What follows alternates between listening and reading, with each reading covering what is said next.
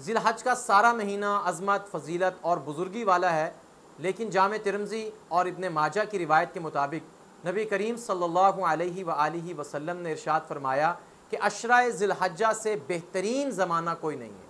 اس کے ایک دن کا روزہ ایک سال کے روزوں کے برابر ہے، اور ایک شب کی عبادت شب قدر کی عبادت کے برابر ہے۔ آپ اس بات سے اندازہ لگائیں کہ شب قدر کس قدر عظمت اور فضیلت والی رات ہے، کہ اس 10 راتوں میں، ان 10 راتوں میں ایک رات شب قدر کے برابر،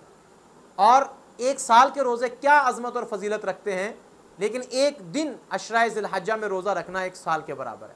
اور قرآن مجید میں اللہ تعالیٰ نے عشرہ ذی الحجہ کو یوں بیان کیا والفجر ولیال عشر۔ جمہور علماء کا اس بات پر اتفاق ہے کہ اس سے مراد عشرہ ذی الحجہ ہے، اور بالخصوص جو 9 ذی الحجہ کا روزہ ہے اس کے بارے میں تو نبی کریم صلی اللہ علیہ وسلم ارشاد فرماتے ہیں کہ یہ ایک روزہ گزشتہ سال کے اور آنے والے سال کے گناہوں کی معافی تلافی کے لیے کافی ہو جاتا ہے۔ لہٰذا عشرہ ذی الحجہ ابھی شروع ہوا ہے، اس کے 10 دن پورے کے پورے ہمارے پاس موجود ہیں، اور ان تمام دنوں میں روزہ رکھیں، عبادت کریں، اور وہ تمام اعمال کرنے کی کوشش کریں جو ان دنوں میں حجاج اکرام اللہ تعالیٰ کے گھر میں کر رہے ہوتے ہیں۔ مثال کے طور پر تلبیہ پڑھتے ہیں اور تکبیرات پڑھتے ہیں، تو ہمیں بھی یہ دونوں چیزوں کا اہتمام کرنا چاہیے تاکہ عشرہ ذی الحجہ ہمارا بھی قیمتی ہو سکے اور اللہ کے ہاں ہماری عبادت قبول بھی ہو اور مقبول بھی ہو۔